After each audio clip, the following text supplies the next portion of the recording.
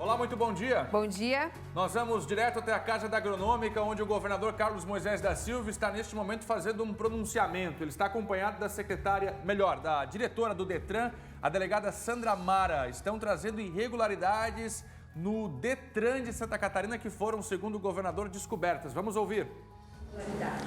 Bom, este é mais um dos contratos que, quando a gente começa a analisar, e o Estado é muito grande, a gente começou, aos poucos, através principalmente da Secretaria de Estado da Administração, que também tem muitos contratos de fornecedores, de terceirizados, a gente começou a perceber que eles não eram, de fato, favoráveis ao Estado. Um grande exemplo recente foi do contrato de terceirizados, em que a SEA refez, aumentando em 50 postos de trabalho e diminuindo em R$22 mil por mês a remuneração da empresa que presta serviços terceirizados. Ou seja, é inexplicável quando você compra de 24 milhões para 12 milhões, oxigênio para uso medicinal. É inexplicável quando você baixa valores, como é o caso dos contratos de terceirizados do sistema prisional, que a SAP deve economizar esse ano perto de R$100 milhões. Então, nós estamos trabalhando muito em cima disso, tanto que economizamos quase R$400 milhões só em contratos e, coincidentemente, investimos, foram 377 milhões de economia em contrato e investimos 367 milhões com recursos próprios em obras de infraestrutura. O dinheiro está no Estado, ele tem que ir para algum lugar, tem que ir para onde o cidadão vai ser beneficiado com segurança, com infraestrutura, com desenvolvimento, gerando emprego e renda para os catarinenses. É exatamente isso que o nosso governo tem feito, obviamente, sob o protesto de alguns. É isso, colegas. Então, obrigada a todos, agradeço a atenção. Vou deixar os autos aqui, senhor. Pessoal, obrigado. Portanto, aí está a declaração do governador Carlos Moisés da Silva, que trouxe denúncias graves neste momento com relação ao Detran. Já já você vai ver a fala completa do governador, onde ele e a secretária, corrijo novamente, a diretora do Detran, a delegada Sandra Mara, trouxeram irregularidades no contrato de aluguel do prédio antigo do Detran. O que acontece? Segundo o governo do estado, o governo estava pagando por 900 metros a mais. 900 metros a mais, que renderia aí um rombo às contas públicas de R$3 milhões em 4 anos.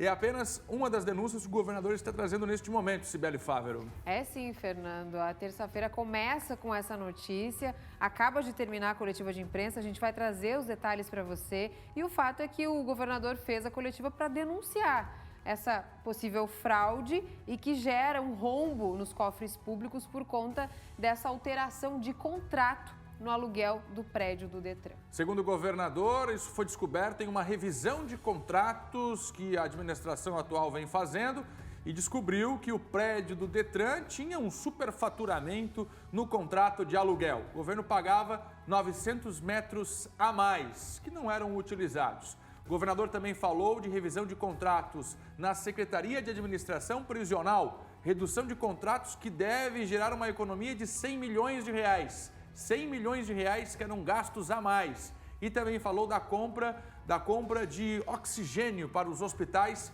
que também sofreu um reajuste e a queda no valor da compra desses oxigênio, esses materiais hospitalares. Bom, já já nós vamos trazer para você novas informações.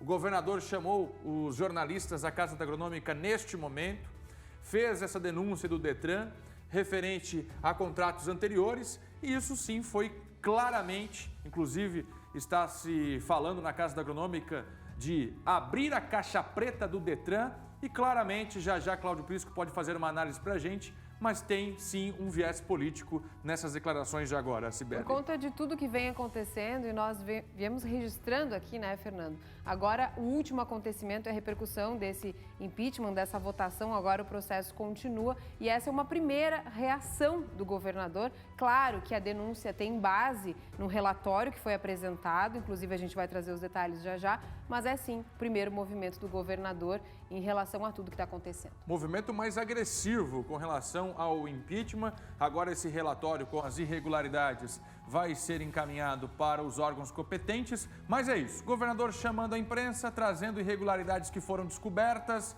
em alguns setores do governo do estado. Já você vai ter novas informações.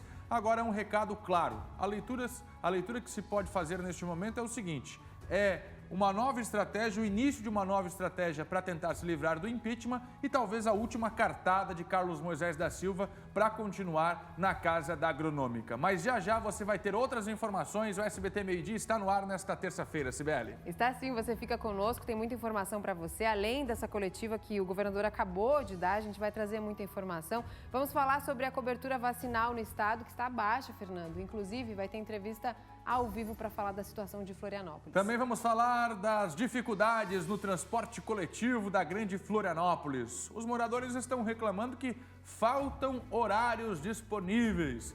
Você vai ver também como pessoas com deficiências estão sendo incluídas no mercado de trabalho. É a Semana Inclusiva. Vamos falar também do fim da greve dos Correios. Depois de 37 dias, agora os trabalhadores voltaram. Foi uma decisão da Justiça. E também vamos falar do início da primavera. Começou agora há pouco, 10h31 da manhã, e o equinócio, como é chamado o fenômeno que marca o início da primavera, foi transmitido ao vivo por várias estações meteorológicas. A gente traz os detalhes para você no SBT Meio Dia, que está só começando. Estamos no ar.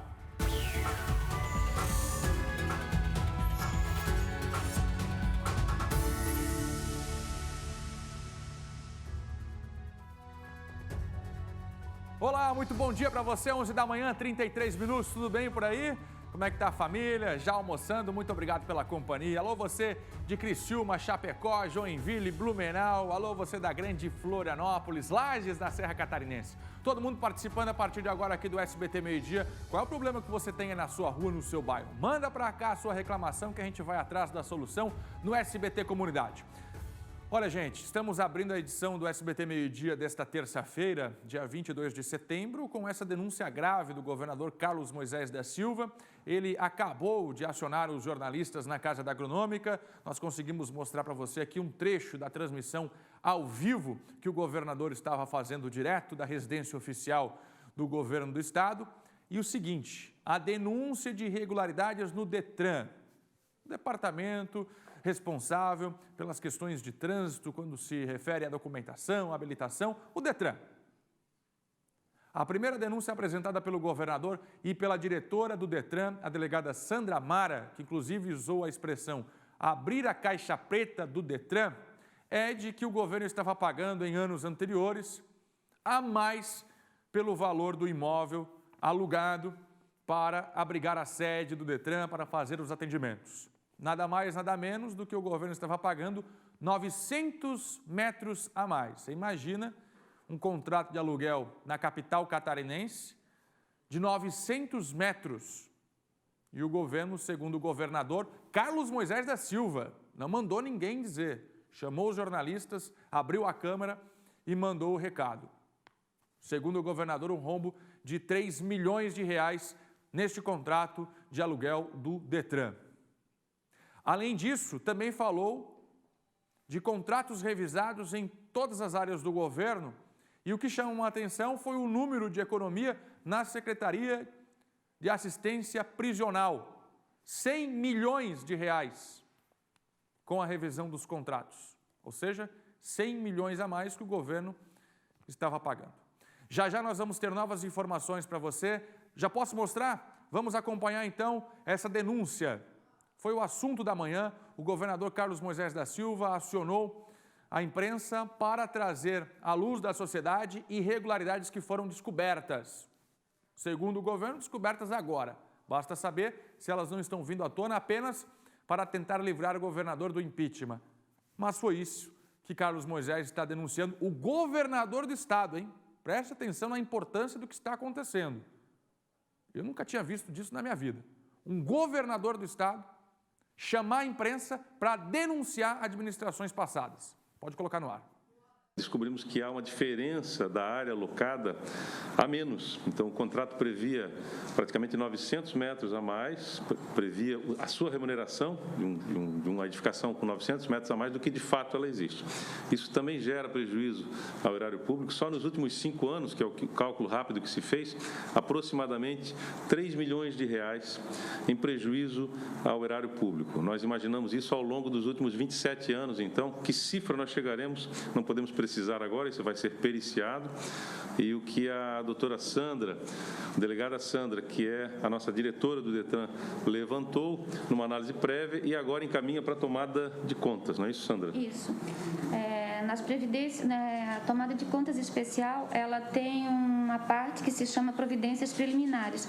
Nessas providências preliminares, nós vamos verificar se essas inconsistências existem, né? E na apuração que nós começamos em fevereiro, entre a matrícula do imóvel e o contrato, nós instauramos essas providências preliminares, foi publicada uma portaria, designamos uma comissão, e a comissão concluiu semana passada que, de fato, que existem fortes indícios e robustos indícios de que entre a área locada e o contrato temos aproximadamente 900 metros a menos de área construída que o Estado vem pagando ao longo dos anos. O contrato até 2018, ele era de R$ 196 mil. Em 2019, 2017 e 2018, ele sofreu um decréscimo de 5%, daí ele foi para 285 mil. E aí, em 2019, nós pagamos esses 185 mil. Em 2020, nós fizemos a mudança da sede, sob muitos protestos, muitas ações. E agora nós concluímos o relatório, já encaminhamos para o Ministério Público, já encaminhamos para o Tribunal de Contas e hoje à tarde vai para a Controladoria do Estado, porque a administração do DETRAN entende que nós queremos transparência e não envolvimento dos técnicos do DETRAN para que ninguém diga que houve condução na apuração. Então, os indícios são fortes, são robustos. Nós já divulgamos todos os números do processo para a imprensa, para a população, porque como é público, verificar no SGPE todas as providências que o DETRAN tomou ao longo desses meses e que constatamos semana passada que, de fato, os indícios são muito fortes. Bom, constatada esses indícios, nós encaminhamos demos aqueles procedimentos, Tribunal de Contas e Ministério Público, que já foi tomado lá em fevereiro, quando nós constatamos a diferença entre o contrato e a matrícula. Então, o DETRAN tomou conhecimento, já alertou as autoridades. E fizemos, aí o Ministério Público nos orientou, instaurem uma tomada de contas especial. E, estudando a lei, nós verificamos que tem que ter essas providências preliminares, para dizer, sim, tem irregularidade, vamos tocar adiante. Não tem irregularidade, arquiva. Nesse primeiro momento não existe o contraditório, só a apuração. A parte do contraditório agora com a tomada de contas especial, que daí vai ser feita pela Controladoria Geral do Estado. Aí estão, portanto, as declarações do governador Carlos Moisés da Silva e também da diretora do DETRAN de Santa Catarina, a delegada Sandra Mara. Essa denúncia de que o governo estava pagando o aluguel de 900 metros da sede do DETRAN que não existiam. 900 metros que não existiam. E o governo pagava mensalmente quase R$200 mil, o que, segundo o governo agora, segundo o governador, um rombo de 3 milhões a cada 4 anos, uma denúncia que vem sendo levantada, segundo o que foi apresentado agora, nos últimos 27 anos, para a gente ter uma ideia. O governador também falou dos contratos revisados na Secretaria do Sistema Prisional, que chegam a uma redução de R$100 milhões, e o que me deixa mais preocupado é a questão da compra do oxigênio, que o governo também falou aí de uma revisão. De um ano pagava um valor, no ano seguinte, com a revisão do contrato, o valor caiu pela metade. Claro que é uma jogada do governador Carlos Moisés, mas por isso daqui a pouco a gente vai conversar com o Cláudio Prisco Paraíso, porque a responsabilidade do governo, quando identifica uma irregularidade dessa, é mandar para os órgãos de fiscalização, para os órgãos de investigação, mas agora ele mudou a estratégia e trouxe à luz da sociedade as irregularidades que foram descobertas, pelo menos os indícios, como disse a delegada Sandra Mara. A delegada foi mais cautelosa, o governador já foi mais claro com relação às irregularidades. Mas tem a ver, sim, com o movimento de processo de impeachment, resposta aos deputados que estão na Assembleia Legislativa, que representam os partidos de administrações anteriores ou, muitas vezes, comandavam setores do governo do Estado, ou seja, eram gestores em áreas diferentes do governo do Estado, aqueles que agora estão votando o processo de impeachment. O que mais pode vir diante disso que a gente acompanhou? Um governador de estado vir à televisão trazer denúncias do que acontecia.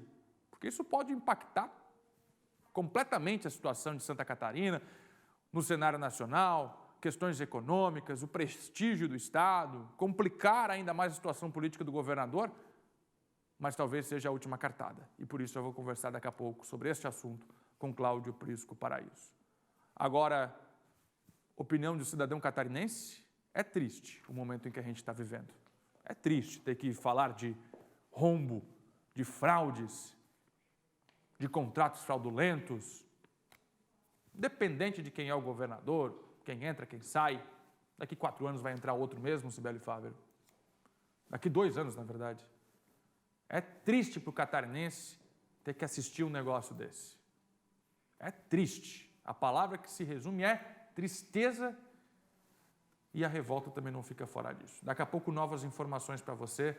O SBT Meio Dia estava lá ao vivo e a gente volta com novas informações em instantes, Sibeli. É sim, Fernando. Agora a gente fala de vacinação, porque 55 cidades estão com a cobertura vacinal abaixo de 50%, inclusive, Fernando, aqui em Florianópolis. Pois é, o Ministério Público de Contas do Estado notificou os municípios pedindo que seja desenvolvido um plano de ação para atingir as metas até o final desse ano, inclusive.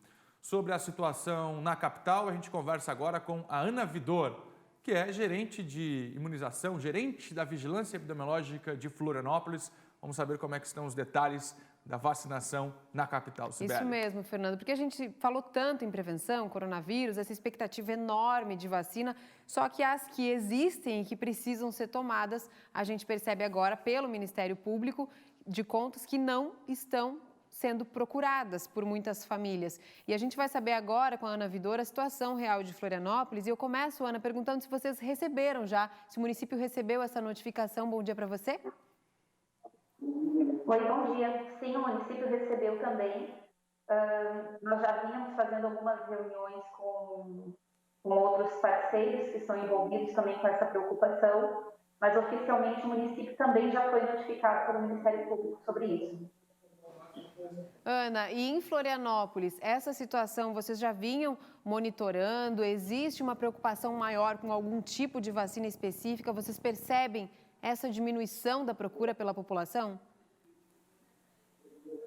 Infelizmente, isso não é uma novidade, mas se vocês verificarem notícias dos últimos anos, a capital, não só esse movimento que vem acontecendo no Brasil, mas, em especial, aqui na capital, nós já temos nos preocupado porque a cada ano está sendo mais difícil atingir as coberturas vacinais.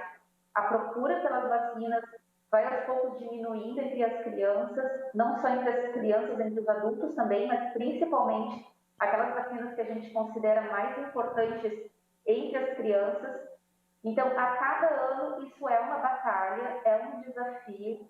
E, inclusive, no ano passado, nós vivenciamos durante a maior parte do ano um surto de sarampo, cuja principal causa é justamente a baixa cobertura vacinal da população.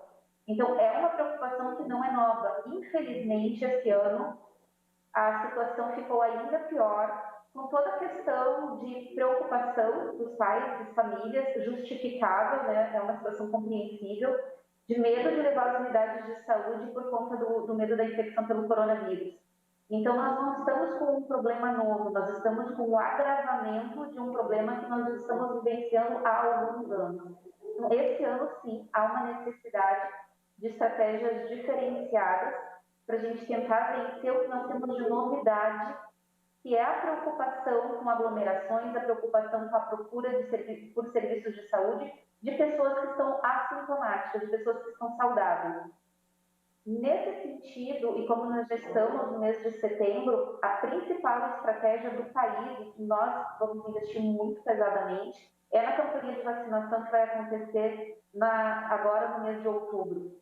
Durante praticamente todo o mês de outubro, além da campanha de poliomielite, que é extremamente importante, que vai ser uma campanha indiscriminada, tem a campanha de multivacinação, justamente para alertar sobre a importância de se colocar as vacinas em dia.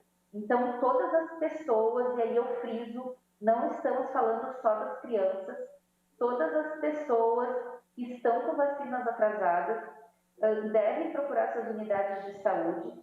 Hoje, as vacinas já estão disponíveis em todas as unidades de saúde, então as pessoas podem agendar, não se preocupem. É feito todo um cuidado justamente para evitar aglomeração, para evitar que as pessoas cruzem uma com a outra. Então, as vacinas são feitas com horários agendados em todas as unidades de saúde. E para quem tiver com algum problema de dificuldade de horário, mesmo com a rotina diferenciada, ainda tiver com dificuldade de acessar as unidades de saúde no horário, no dia 17 de outubro, todas as unidades de saúde estão abertas para facilitar o acesso da população.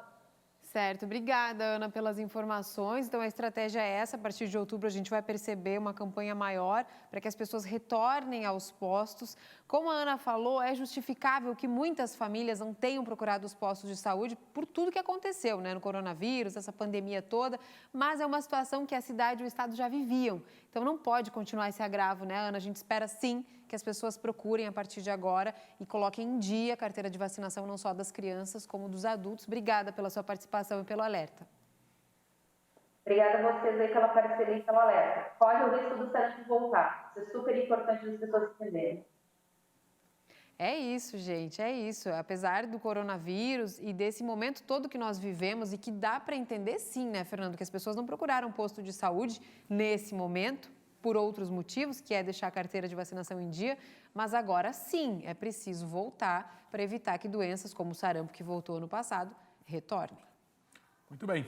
Olha, o Ministério Público Federal pede a recuperação ambiental integral da Ponta do Coral, em Florianópolis. É, a área ocupada ilegalmente na Avenida Beira-Mar Norte e deve ser reparada de forma definitiva. É isso que a gente vai conversar agora com Laércio Botega, que tem mais informações dessa ação, né, Laércio? Bom dia. Bom dia, Cibele. Bom dia a todos que acompanham o SBT Meio-Dia. Exatamente.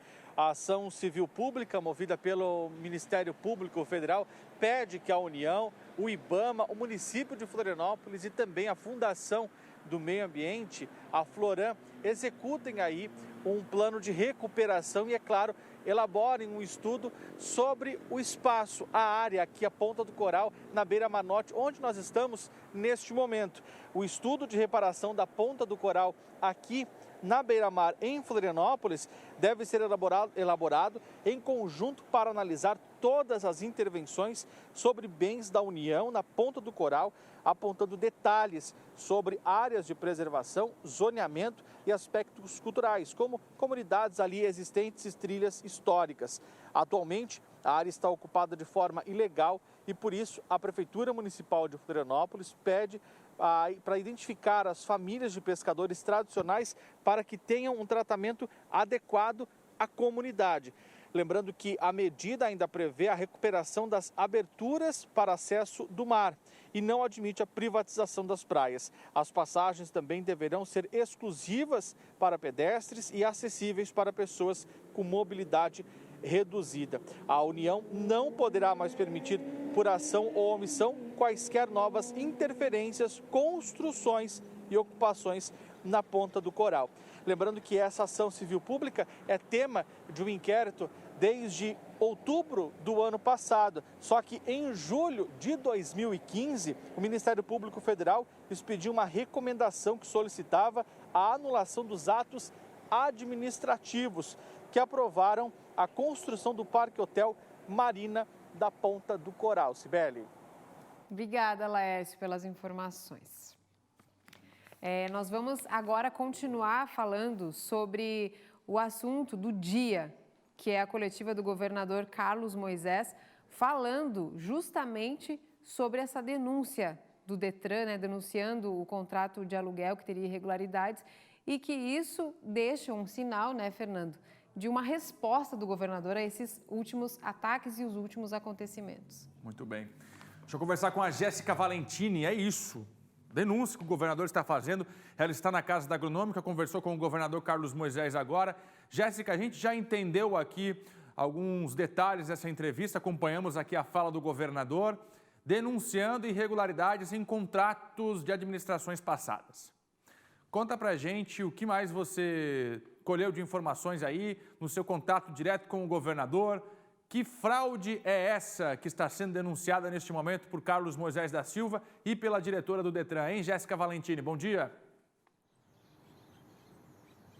Bom dia, Fernando. Bom dia a todos que nos assistem aqui no SBT Meio Dia. Na verdade, foram diversas irregularidades que eles apontaram, além desse contrato de aluguel, que é o primeiro que tem indícios fortes aí que eles encaminharam para a Justiça, para que a Justiça realmente verifique se há irregularidades e puna os responsáveis. Esse é um dos fatores, né? A gente tem esse contrato, talvez vocês até já comentaram, né? Uma diferença de 900 metros quadrados que se pagava mensalmente a mais por uma área que não existia, né? Havia irregularidades entre o aluguel que o governo pagava e o que de fato era entregue ao governo, era alugado pelo governo. Tem um outro dado importante que depois a gente conversou informalmente com o governador e com a delegada, que não foi citado na coletiva, é que além dessa irregularidade, essa diferença de tamanho, também tinha uma outra locação, o mesmo espaço era alugado para o governo do estado e também para uma lanchonete que funcionava ali próximo ao Detran ou do lado do Detran.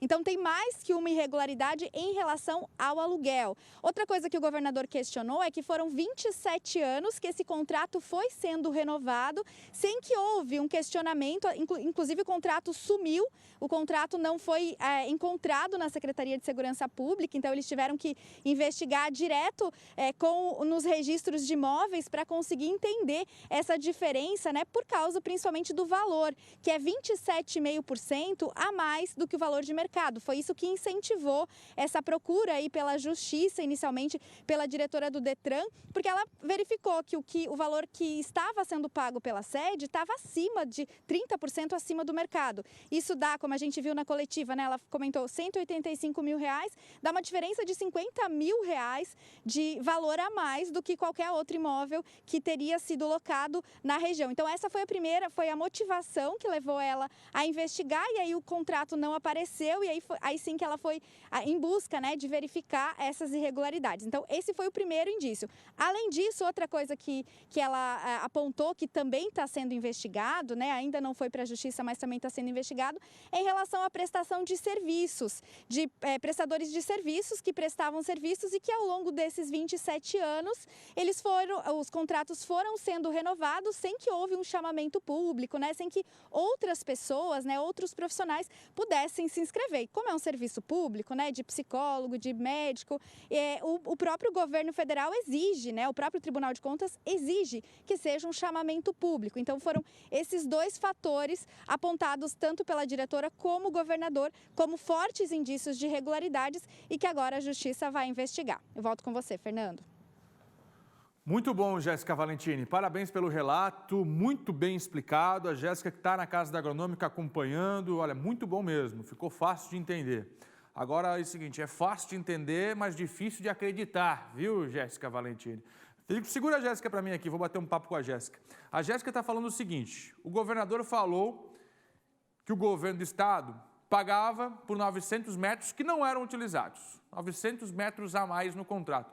Agora tem uma outra questão que a Jéssica está lembrando aqui, de que o valor do aluguel já custava 27% a mais do que o valor de mercado naquela região. Então, se você for alugar um imóvel igual naquela região, o valor que o governo estava pagando era de 27% a mais. Não bastasse isso, estava pagando por área que não existia. Agora, Jéssica Valentini, também me chamou a atenção, porque o governador parece que ligou a metralhadora giratória e falou de contratos também que estão sendo revisados na Secretaria de Administração, contratos na compra de oxigênio. Na verdade, o governador falou mais do que exclusivamente essa questão do Detran, na sua fala agora há pouco, hein, Jéssica? Perfeito, Fernando. Ele comentou que é uma revisão de contratos em todas as áreas do governo do estado. E nessa revisão, realmente, eles encontraram diversos contratos que não tinha justificativa que os valores fossem tão altos.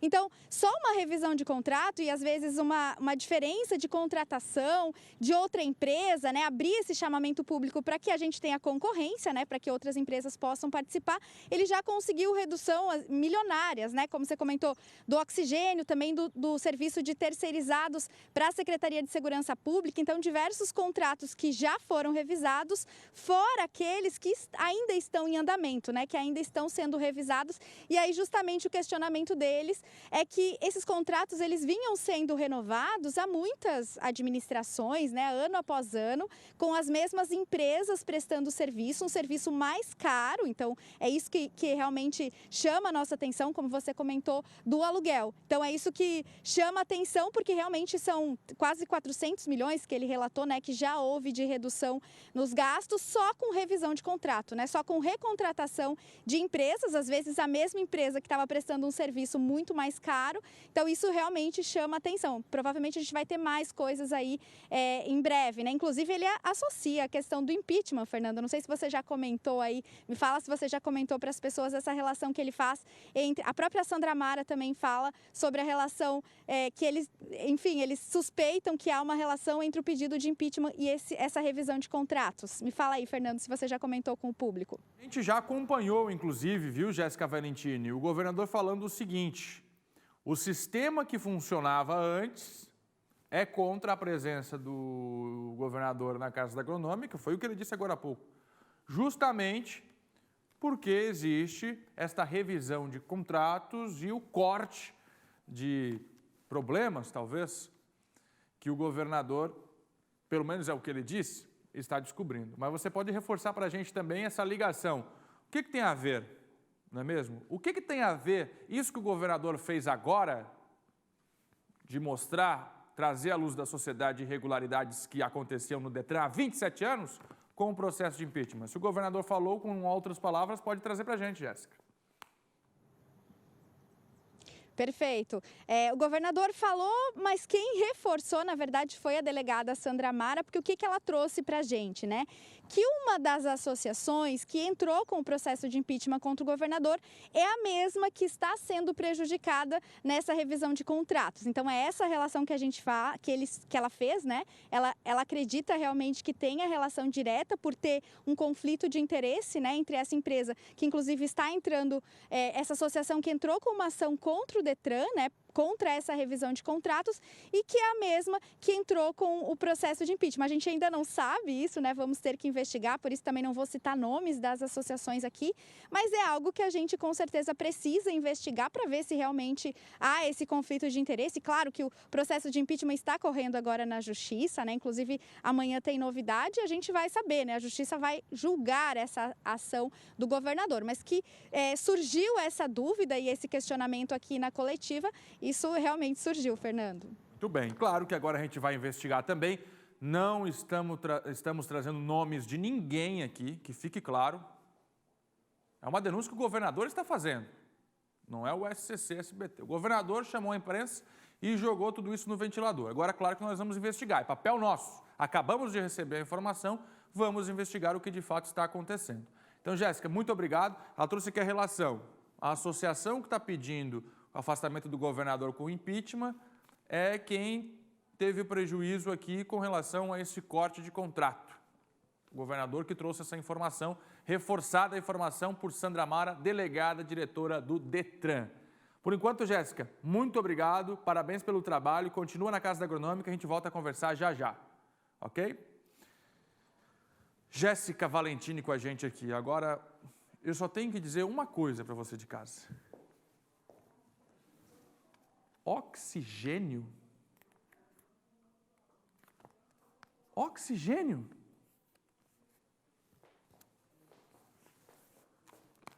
Atenção você que mora em Blumenau.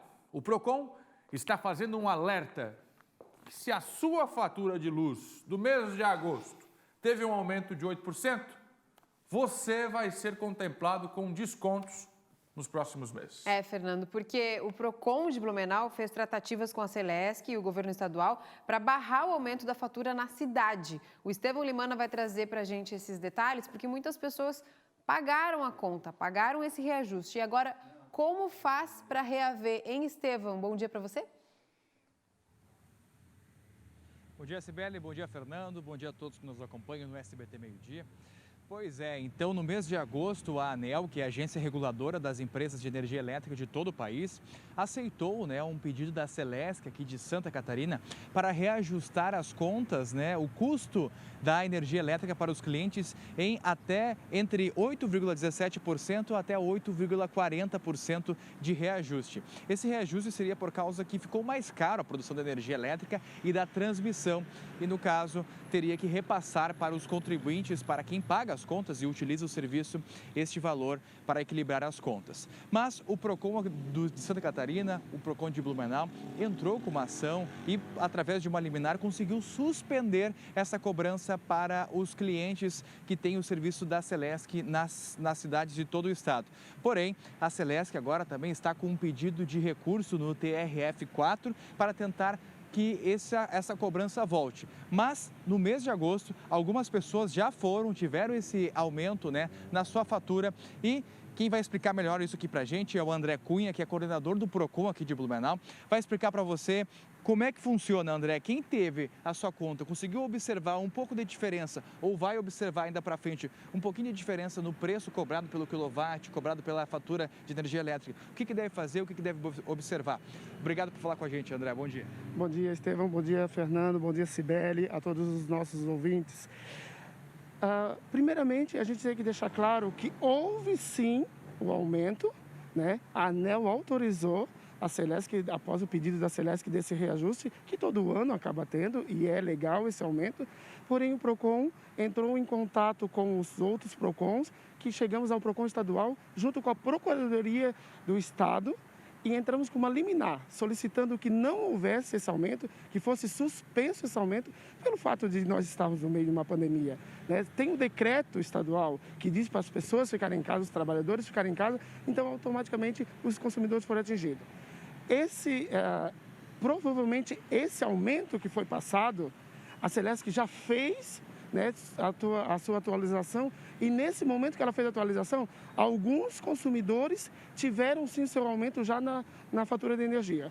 Ocorre que a Celesc trabalha com tempos, então alguns consumidores houve aumento, outros não tiveram aumento. Lembrando que com a liminar da suspensão, que foi que o PROCON entrou, tem aí o recurso agora da própria Celesc. Então nós pedimos para o consumidor ficar atento, ficar esperto, se a fatura houve alguma diferenciação, ela vai vir o reajuste no próximo mês, o reajuste da redução.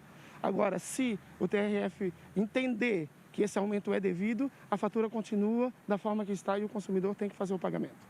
Então, você que está em casa, mora em Blumenau, mora no estado e observou um pouco a diferença na cobrança da sua fatura, está um pouquinho caro, está mais do que o normal, pode fazer então, André, entrar em contato com a Celesc e tirar as dúvidas a respeito disso.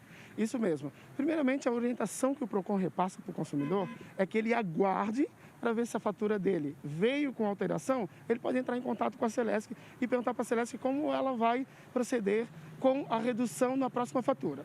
Caso não venha essa autorização do TRF4, dizendo que o aumento tem que proceder, aí automaticamente ele vai até a Celesc, pede sim a redução na próxima fatura e se ele ainda não entender, ele pode vir até o PROCON, que o PROCON faz o pedido de explicação para o consumidor para que ele não tenha dúvida que ele está pagando o reajuste que foi repassado ou se ele ganhou sim a redução naquela fatura. Beleza, obrigado André pela participação aqui no SBT Meio Dia. A gente volta então aí no estúdio com vocês, Fernando e Cibele, com esse aviso, para a população ficar atenta para a sua conta de luz, porque pode ter acontecido um reajuste e aí você vai ser gratificado no próximo mês. Volto com vocês. Obrigada, Estevão. Informação importante, O consumidor ficar atento para não ter prejuízo. O desconto vai voltar, O que foi pago vai voltar em forma de desconto, mas é dinheiro do povo, não é benefício nenhum.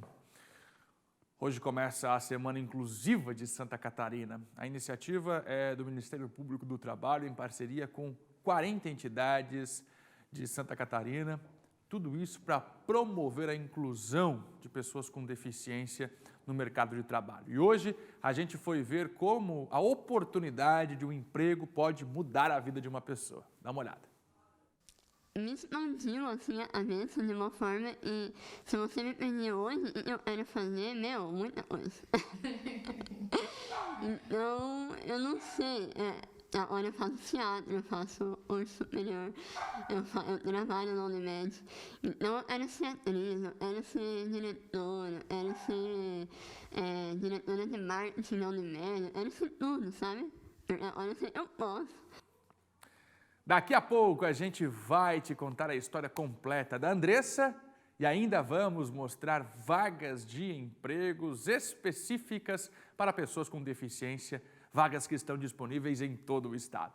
Já, a Semana Inclusiva na reportagem de Carolina Fernandes. Acabou a greve dos Correios, dona Cibele Fávero. Acabou, Fernando. A greve dos Correios acabou e nessa terça-feira os funcionários já voltaram a trabalhar. Foi depois de uma decisão do Tribunal Superior do Trabalho. A paralisação começou no dia 17 de agosto. O motivo foi a proposta de privatização da estatal e pela manutenção também de benefícios trabalhistas. Os ministros que participaram da sessão de dissídios coletivos consideraram que a greve não foi abusiva. No entanto, os trabalhadores vão ter desconto de metade dos dias parados e o restante deverá ser compensado. Então, portanto, quem estava com as encomendas aguardando em atraso, né, Fernando, a partir de agora o serviço deve normalizar. Olha, você depende de ônibus para trabalhar?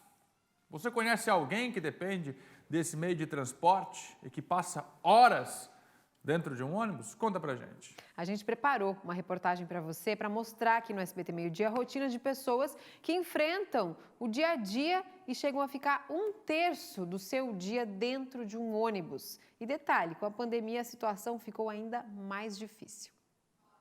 Todos os dias, milhares de pessoas precisam pegar 1, 2, 3 ou até mais conduções. É praticamente uma peregrinação, um entra e sai, um corre-corre. É preciso ter pique para aguentar a rotina. Em meio à pandemia, a situação ficou ainda mais difícil com os horários reduzidos. A Júlia vive essa rotina. Ela mora em Palhoça e precisa pegar todos os dias 3 ônibus até Florianópolis.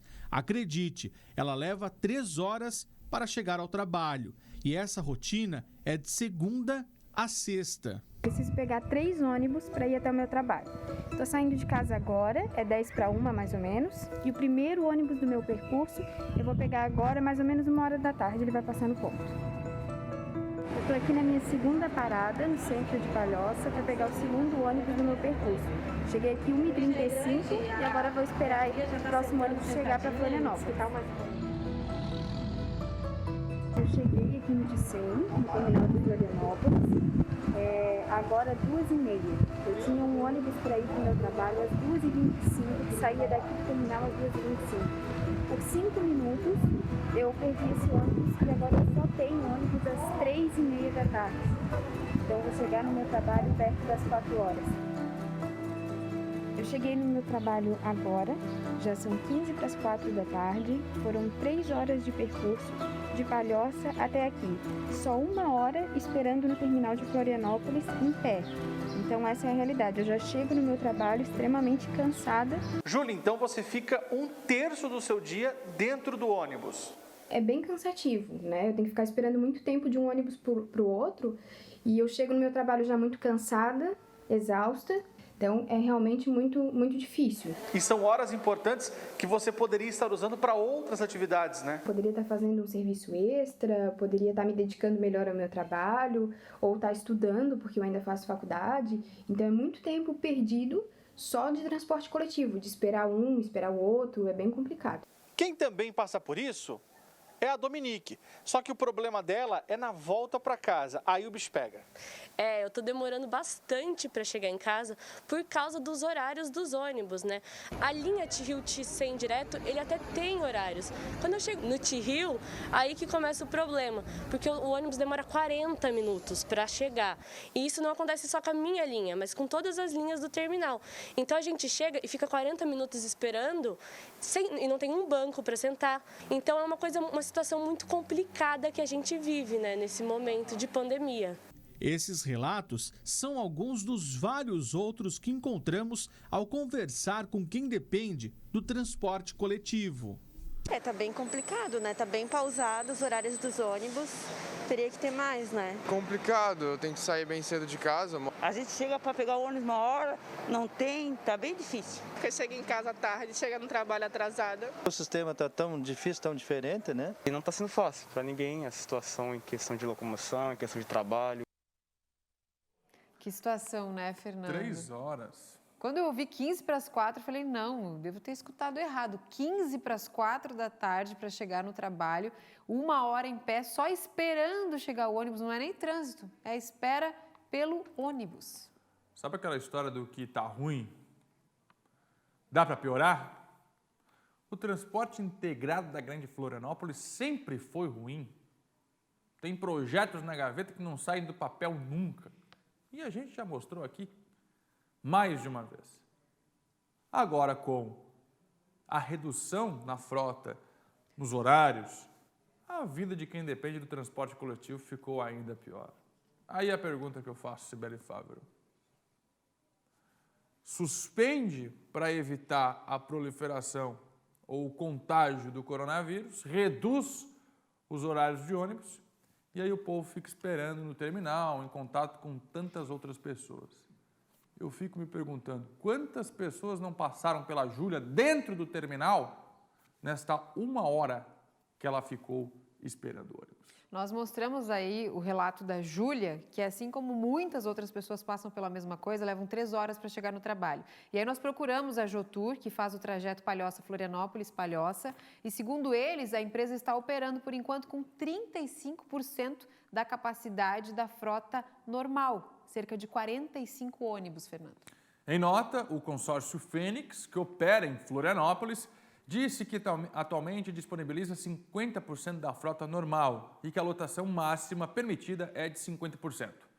O consórcio Fênix disse ainda que a média é de 55 mil passageiros por dia no sistema municipal de Florianópolis, sendo normal para esta época do ano 240 mil passageiros nos dias úteis. Então, quer dizer, caiu de 240 para 55 mil. A empresa Estrela, responsável pelas linhas em São José, disse que a ocupação permitida nos veículos é de 50%, seguindo a determinação dos municípios e também do estado. Segundo a empresa, a taxa média de ocupação praticada foi de 24,42%, considerando um veículo padrão de 85 lugares, uma média de 20 passageiros por viagem.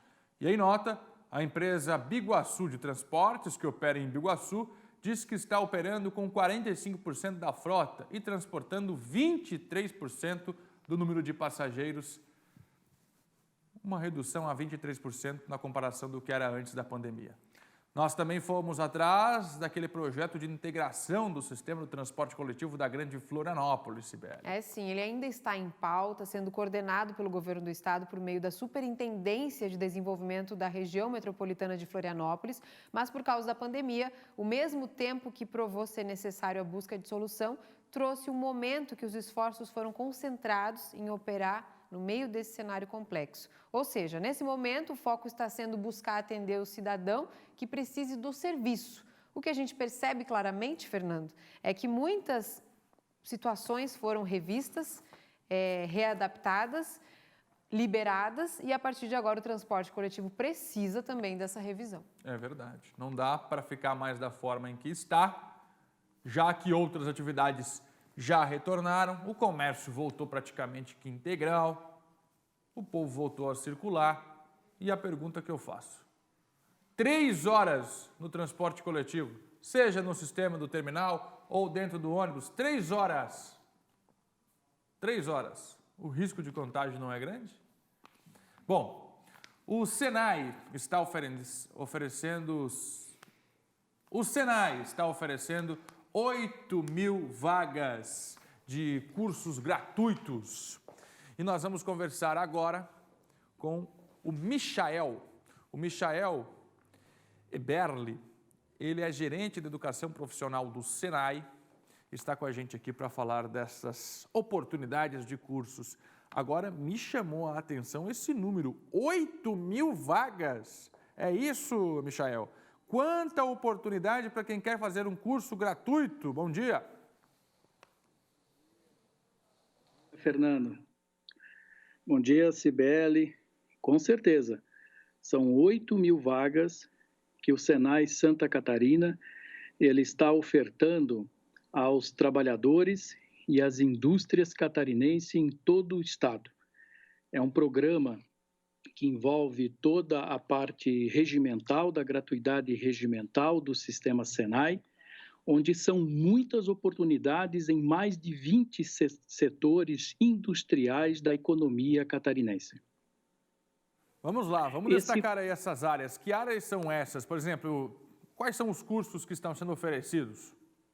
Muito bem, Fernando. Nós temos 4 programas muito bem estruturados que nós aqui queremos denominar e comunicar tanto à comunidade quanto às nossas empresas de Santa Catarina.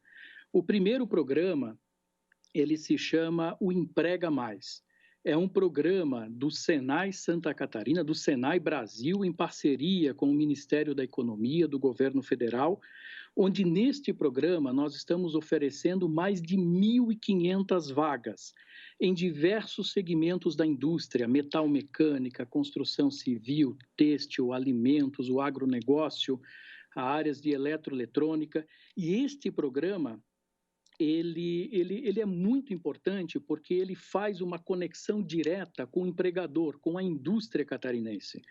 Então, essas pessoas que estão buscando se qualificar, se requalificar, e as empresas que estão percebendo oportunidades de contratação e formação profissional, elas se conectam dentro desse programa Emprega Mais. Como é que ele funciona? Muito simples. As empresas micro, pequenas, médias e grandes estão neste momento, começou agora, início de setembro, sendo procuradas por toda a rede do sistema Senai de Santa Catarina. Essas empresas fazem adesão ao programa, elas se cadastram no portal do Senai, na loja virtual do Senai Nacional. A nossa equipe de Santa Catarina está dando todo o suporte técnico necessário e estas empresas, elas recebem voucher de cursos nos nossos programas de qualificação profissional e elas distribuem esses vouchers para estas pessoas que precisam procurar uma escola, uma unidade de operação do Senai para justamente identificar quais empresas estão aderentes ao programa e quais oportunidades de treinamento elas estão abrindo dentro desse programa junto com o governo federal. Então, são mais de 1.500 vagas neste programa chamado Emprega Mais, Um segundo programa é um edital público que nós estaremos abrindo agora, dia 1º de outubro. Este edital, ele é aberto à comunidade, eles são mais de 3 mil vagas que serão ofertadas no portal da transparência. O endereço é transparencia.sc.senai.br. Então, a partir de 1º de outubro, o Senai estará disponibilizando para a comunidade mais de 3 mil vagas nesta categoria que eu acabei de citar, para cursos de qualificação profissional e aperfeiçoamento que variam de 16 horas, 40 horas, 100 horas de formação nos diferentes segmentos da indústria de Santa Catarina. Muito bom. Então, esse é o segundo programa. Muito legal. Pois não. Muito bom mesmo. O Michael Herbeli é gerente de educação do Senai. Pode digitar no Google aí, Senai Santa Catarina, já vai aparecer o site. Ali mesmo você faz a inscrição para o curso. São 8 mil vagas em diversas áreas. Michael, muito obrigado pela participação, bom trabalho. Muito obrigado, agradeço. Nós que agradecemos e parabéns. Vamos lá, minha gente, tem curso para fazer aí, ó. Tá reclamando da quarentena, não tem nada para fazer em casa? Bora estudar. Seguinte, vamos falar agora de agência do INSS. Nós mostramos ontem aqui que em algumas regiões do estado as perícias ainda não voltaram. Teve fiscalização, vistoria na agência de Florianópolis, de Biguaçu, as perícias ainda não voltaram nessas duas. Em São José, a perícia já voltou nesta segunda-feira. E nós vamos mostrar agora que, até que enfim, depois de quase meio ano, a agência do INSS de Blumenau voltou a atender a população com perícias médicas também. Isso mesmo, Fernando. Os atendimentos seguem acontecendo mediante agendamento. mas estão de fato sendo retomados. O serviço está garantido a partir de agora, mas a gente vai ver com o Estevão se de fato está funcionando, se é isso que a população está encontrando quando precisa do atendimento. Tudo certo, Estevão, está funcionando normalmente ou a retomada está sendo gradual? Está tudo funcionando, Cibele, um alívio para a população que estava necessitando desse serviço aí há quase 6 meses. Pessoas que precisavam da perícia médica para receber o seu benefício do INSS estavam sem receber esse dinheiro e continuavam contribuindo, né? O que fica mais complicado ainda. Então, a partir de hoje, os peritos médicos, são em torno de 15, 16 peritos médicos que trabalham aqui na agência do INSS de Blumenau. Eles então voltaram a trabalhar hoje. O INSS aqui de Blumenau, que trabalha das 6 horas da manhã até a 1 hora da tarde. Marcos Fernandes vai mostrar pra gente aqui, tem alguma movimentação, as pessoas que têm agendamento podem chegar aqui no INSS, trazendo toda a documentação e, é claro, fazendo o agendamento através do telefone 135 ou do aplicativo Meu INSS. A agência do INSS Blumenau fica em frente à praça do Teatro Carlos Gomes, na rua 15 de novembro, aqui na cidade. Eu conversei com algumas pessoas antes aqui da gente entrar no ar ao vivo e elas me relataram que ontem ligaram para o 135 e conseguiram um agendamento já para hoje. Então está bastante ágil este agendamento para fazer a perícia médica aqui em Blumenau. Então, se você está em casa nos assistindo e está precisando desse tipo de serviço, está precisando da perícia médica, liga o telefone 135 ou agenda pelo aplicativo Meu INSS, que você vai poder fazer essa consulta e ter o seu benefício do INSS depositado na sua conta. Eu volto com vocês aí no estúdio do SBT Meio-Dia. Obrigada, Estevão, pelas informações. Que bom, né, que está funcionando, que continue assim. Hoje começa a Semana Inclusiva de Santa Catarina, a iniciativa do Ministério Público do Trabalho, em parceria com 40 entidades aqui de Santa Catarina. A semana já está na 6ª edição e será totalmente online desta vez. O objetivo é promover cada vez mais a inclusão de pessoas com deficiência no mercado de trabalho. Dá uma olhada. No norte da ilha mora a Andressa, a mãe Marijane e a tia Doraci. Andressa tem 25 anos, trabalha, estuda e tem fissura palatina. O meu processo para me descobrir PCD, né, eu acho que é muito mais descoberto. Ainda hoje é muito pouco falado, então realmente você tem que procurar o assunto para entender mais, né? Há 1 ano, ela está em uma empresa que cumpre a lei das cotas para pessoas com deficiência. A lei busca reduzir a desigualdade de oportunidades que existe entre profissionais. E ela viu a diferença logo de cara. Mas logo eu entrei, eu já vi várias pessoas PCD. Já na entrevista, assim, as pessoas vieram me desejar as boas-vindas, vieram me orientar. Então ali eu já pensei, tô em casa. A jovem já teve outras experiências profissionais, mas não em um ambiente inclusivo. É basicamente uma despreparação. Então, como eram as primeiras empresas, eu também não tinha um preparo para dizer, olha, eu tenho isso, então eu não sei se vocês preferem que eu fale no telefone, por exemplo, ou não querem, ou não sei se eu quero falar, sabe? E eles também não sabiam me propor. Não tinha exatamente uma exclusão, mas também não era uma inclusão. A mãe de Andressa sabe como ninguém a importância da inclusão e acredita que se a irmã, Doraci, hoje com 45 anos, tivesse a mesma oportunidade que a filha, ela já teria conquistado o mundo. Se a Dora fosse numa época de hoje, a Dora ia para os Estados Unidos. Ela ia sair do Brasil, de tão inteligente que ela é. Só que a gente vê a falta que fez isso. Com essa oportunidade, a Andressa agora planeja voos bem mais altos. Me expandiu assim a cabeça de uma forma e se você me pedir hoje, eu quero fazer, muita coisa. Então, eu não sei. Agora eu faço teatro, eu faço curso superior, eu trabalho na Unimed. Então eu quero ser atriz, eu quero ser diretora, eu quero ser diretora de marketing na Unimed, eu quero ser tudo, sabe? Olha, eu posso. Hoje no estado, mais de 20 mil pessoas estão trabalhando assim como a Andressa, ou seja, estão inscritas na lei que regulamenta aí a obrigação de empresas com mais de 100 funcionários a contratar pessoas com deficiência ou ainda reabilitadas do INSS. Mas ainda existem mais de 15 mil pessoas desses dois grupos fora do mercado de trabalho. Por isso, hoje a gente vai conversar com Rafael Bischoff, ele que é coordenador pedagógico da PAI e também responsável pela inclusão no mercado de trabalho. Rafael, eu te pergunto, ainda existe alguma dificuldade com as empresas para a contratação dessas pessoas? Existe sim, né? Tem uma certa dificuldade. Na verdade, a gente pode até fazer uma mistura aí com vontade também, de poder entender e compreender as barreiras que impedem, né, a inclusão dessas pessoas no mercado de trabalho. Então, toda vez que a gente consegue estabelecer esse elo de comunicação entre instituição e empresa, a inclusão acontece, né? Este ano, mesmo com a pandemia, a meta da Semana Inclusiva é alcançar 1.700 empresas que ainda não cumprem a lei das cotas. Toda empresa, isso já é comprovado, que adota uma cultura inclusiva, ela acaba proporcionando, assim, tendo um olhar mais individualizado, ela consegue observar melhor a potencialidade das pessoas.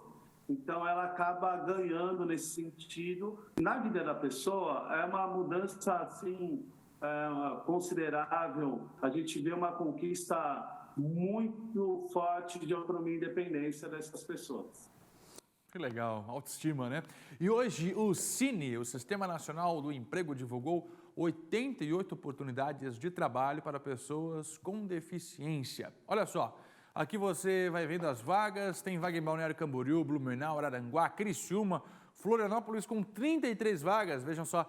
Vai olhando aqui, ó, vê se sua cidade está nessa tela. Morro da Fumaça, Joinville, ó, 8 vagas.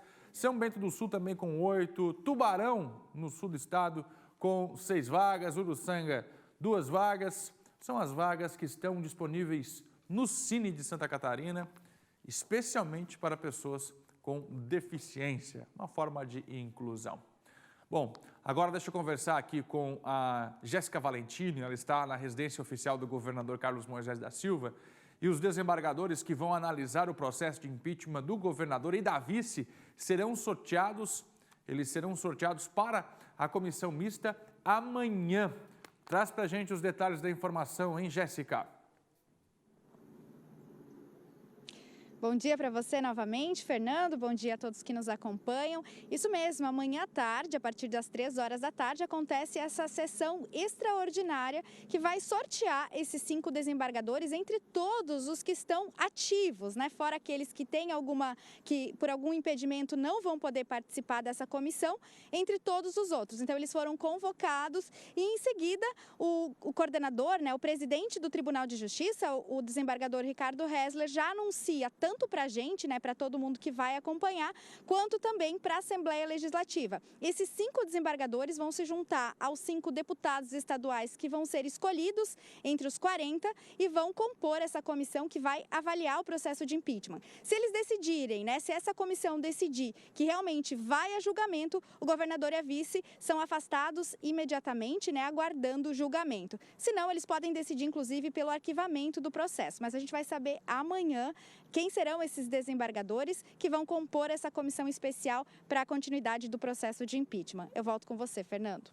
Obrigado, Jéssica Valentini. Já nos próximos dias, até o dia 9 de outubro, é o prazo para a gente já saber se o governador e vice serão afastados por 180 dias. Obrigado, Jéssica. Jéssica Valentini.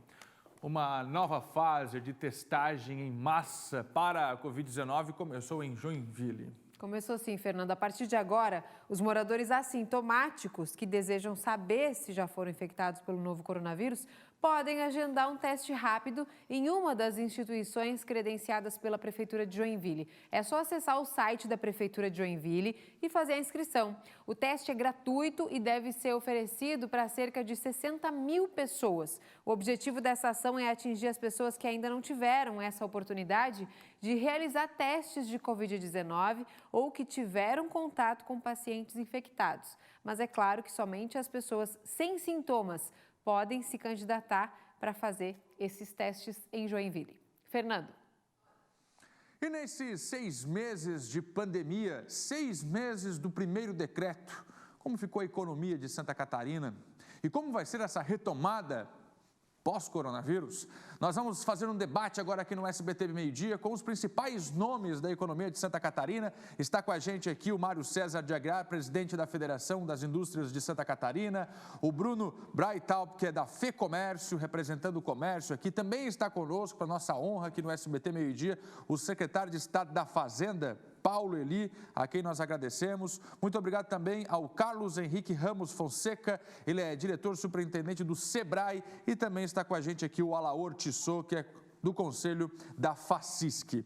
Senhores, primeiramente, muito obrigado por nos atender aqui no SBT Meio-Dia, que honra tê-los com a gente aqui.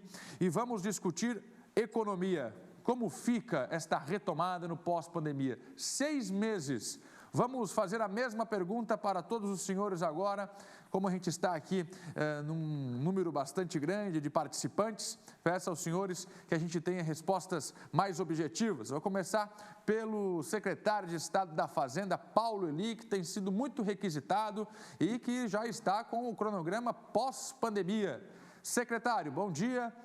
Nesses 6 meses, o que a gente pode dizer de prejuízos? Como está a economia de Santa Catarina por conta do coronavírus?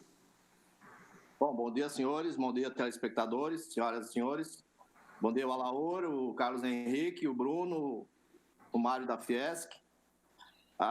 Desde o dia 17 de março, quando o Estado decretou a quarentena com a paralisação de muitas atividades, a economia sofreu um baque. Então, a economia, a arrecadação e o faturamento das empresas caíram. Eu vou fazer análise em relação ao ICMS. Então, no mês de abril, o faturamento e o ICMS das empresas caiu 19%, em maio caiu 25%, em junho caiu 15% e em julho já começou a recuperação com a liberação das atividades de forma gradual. Então, as atividades econômicas, elas agora estão começando uma recuperação forte em alguns setores, em função do governo federal ter disponibilizado recursos para a sociedade, mas ainda nós temos uma perda de arrecadação e de faturamento das empresas que até agosto, no acumulado do ano, está em menos 2%, no acumulado, né? Tanto na arrecadação quanto no faturamento das empresas. Tem vários setores que estão ganhando dinheiro com a paralisação das atividades em função do deslocamento de consumo para algumas atividades essenciais, e outras estão sofrendo muito em relação ao seu faturamento e aos seus negócios. Muito bem. Alaor, representando aqui a Federação das Associações Comerciais de Santa Catarina. Seu Alaor, como é que está a economia no seu ponto de vista, no ponto de vista da FACISC neste momento? Bom dia. Bom, nesse momento, estou surpreso até com o índice, né, citado pelo Paulo, de que agosto está com 2% só. Nos nossos levantamentos feitos lá por um instituto que nós temos lá dentro, né, que temos um economista, que o ano ainda deve terminar com 6% de queda. Nos estudos que nós temos feitos lá. Evidentemente que o primeiro trimestre, o nosso levantamento, deu uma queda de 0,6%, porque pegou parte só de março. Tá? E depois essa queda veio se ampliando aos poucos. Né?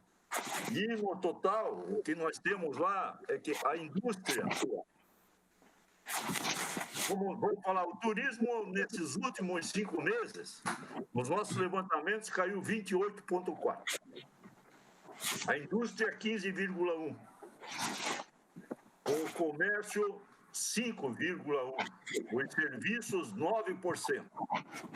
E o único levantamento que nós não conseguimos ter um dado e poder dizer com correção é o agronegócio, que foi o que melhor se sustentou, no nosso ver, em função do interior, que sofreu menos. Sofremos mais aqui. Então, o grande problema nosso, nós achamos que é o turismo. Então, nesses 6 meses, né, ou seja, até junho, agosto, nós ainda não temos o levantamento, lamentavelmente, né, e só vai ser fechado agora nos próximos 8 dias. Antes disso, nós não vamos ter o nosso levantamento lá. Aí nós só se baseamos, evidentemente, no IBC, Brasil, no IPE, nos próprios dados de faturamento e que a Fazenda tem à disposição. Então, é isso aí. O nosso caso está nesse pé, por enquanto. Bem. Presidente Mário, na visão da Fiesc, como é que foram os impactos da crise por conta da pandemia? Bom dia. Bom dia a todos. Bom, essa pandemia provocou uma desorganização da economia mundial e, logicamente, que não foi diferente em Santa Catarina. Então, há uma mudança no comportamento das pessoas, houve uma redução do consumo, por conta disso, uma redução da produção. Hoje o consumo está retomando, mas em função de toda uma desorganização da cadeia produtiva, até prejuízo na produção. Muitas empresas não estão conseguindo produzir por conta de que falta insumos. Então, essa desorganização é que está impedindo até um desempenho melhor da nossa economia. Mas certamente que nós teremos uma condição econômica muito diferente do que tínhamos pré-pandemia. O importante é que as empresas vão ter que se adequar para a nova demanda de consumo. É fundamental que as empresas estejam preparadas sobre essa questão. Então, nós não temos ainda assim uma perspectiva de como é que se comportará a economia. Eu só quero citar aqui que desde o início da pandemia, nós sempre acreditamos que Santa Catarina seria um dos estados que primeiramente se recuperaria da condição de prejuízo econômico, né? Então, pelas condições econômicas, pela diversidade da economia, pela resiliência do empresário catarinense, isso tem sido comprovado. Então, o Estado tem dado uma resposta positiva e os próprios números que a Secretaria da Fazenda acabou de colocar demonstram que a economia está em franca recuperação. Mas certamente que nós somos um Estado produtor, nós dependemos também do incremento da economia dos outros estados, né? Nós temos também um bom desempenho em termos de exportação de produtos, também as nossas empresas estão sendo beneficiadas pelo câmbio. Então, é uma série de fatores que estão fazendo a economia ter um comportamento totalmente adverso que nós tínhamos previsto pré-pandemia. Mas esperamos que isso se estabilize o mais rápido possível e que nós possamos ter o crescimento econômico de Santa Catarina bem acima da média nacional. Alguns setores já têm um desempenho econômico, né, na área industrial acima do que tínhamos pré-pandemia. Talvez o setor calçadista seja hoje um dos setores que ainda não recuperaram, mas o setor de confecções já estão recuperando e vários setores estão com desempenho acima da média do que tínhamos de pré-pandemia. Então, nós somos crentes na economia catarinense, mas esperamos que isso se estabilize em termos de Brasil, para que Santa Catarina possa realmente fornecer a sua produção para outros estados. Bruno, o comércio viveu meses difíceis ou os senhores imaginaram que seria pior? Bom dia. Bom dia. Bom dia a todos os meus companheiros aqui de entrevista. E o que eu gostaria de colocar é de que nos meses, de fato, de março e abril, nós tivemos meses muito complicados, né, com vendas negativas. Agora, a partir de maio, com relação ao Brasil, Santa Catarina possui índices bastante significativos de venda. Quando, em maio, as vendas cresceram 6,4% no Brasil, aqui em Santa Catarina nós crescemos 6,5%. Em junho, quando o crescimento foi 0,5%, nós crescemos 12,9%. E em julho, o último dado que eu tenho, mais preciso, quando no Brasil as vendas cresceram 5,5%, aqui em Santa Catarina nós crescemos 12,20%. É evidente que esses números podiam ser melhores, não fosse aquilo que o Mário colocou, hoje nós, empresários do comércio, nós já estamos sentindo dificuldade em adquirir certos produtos, tá? Por falta de produtos nas indústrias, em função desse desarranjo que o Mário bem colocou. Então, o que eu só gostaria de salientar é de que nós estamos otimistas com relação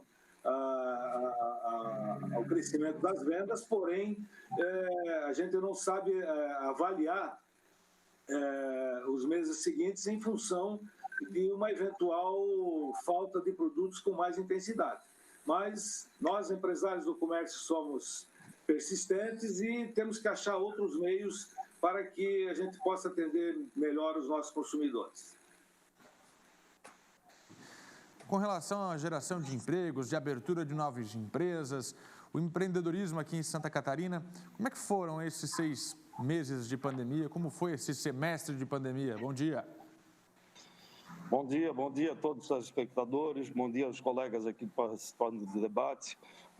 A micro e pequena empresa foi a que mais foi impactada durante o período da pandemia. Se nós analisarmos o nível de emprego, como você colocou, foram fechados em torno de pouco mais de 39 mil postos de trabalho, total de 43, ou seja, 90% dos postos de trabalho fechados foram no micro e pequeno negócio.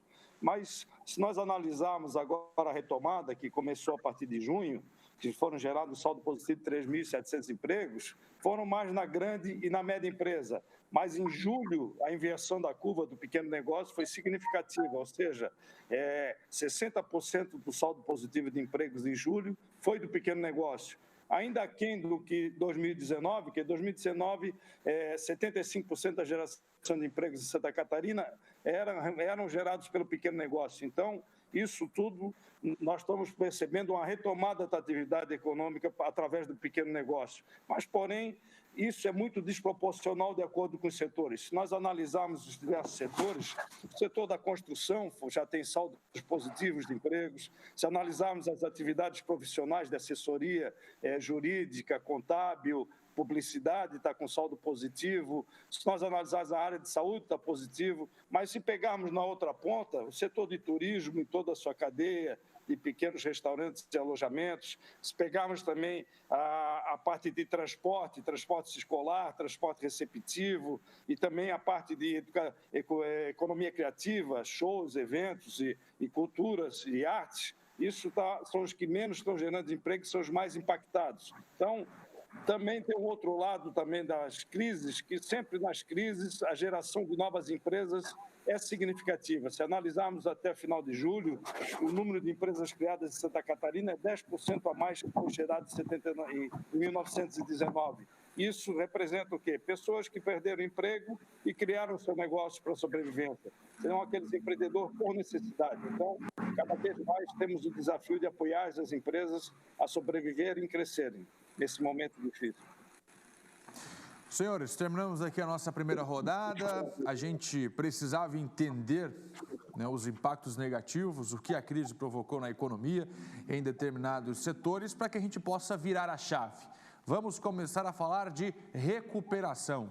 E claro que eu vou iniciar novamente essa conversa com o governo, porque muito da recuperação de ambos os setores, de todos os setores aqui, depende também, essa recuperação depende de ações mais efetivas do governo. E por isso, Paulo, ele explica para a gente, secretário de Estado da Fazenda, o que o governo já está planejando para incentivar a retomada da economia, para que pelo menos Santa Catarina possa respirar aliviada com relação à economia até o final do ano, pelo menos quando a gente já percebe um momento melhor do coronavírus por aqui. Secretário.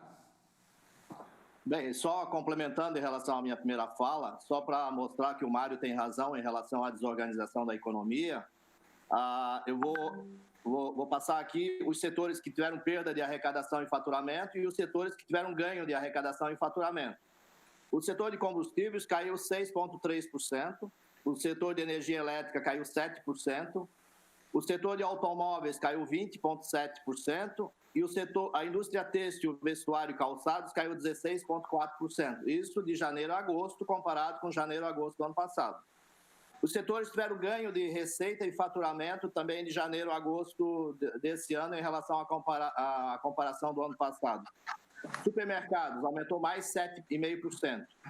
O setor de farmácias e medicamentos, mais 9,7%. O setor de redes de varejo, produtos de casa aumentou 6,2%. E material de construção, indústria e comércio aumentou 5,4%. Então, nós estamos vendo que houve um deslocamento do consumo. Houve um deslocamento de consumos e isso desarranjou a economia do Estado. Em função também da grande diversidade econômica do Estado, o impacto na arrecadação, nós devemos fechar com mais 1 na arrecadação ou menos 1 em relação a 2019. Comparado com relação à expectativa de 2020 sem pandemia, nós estamos perdendo de 8% a 12%.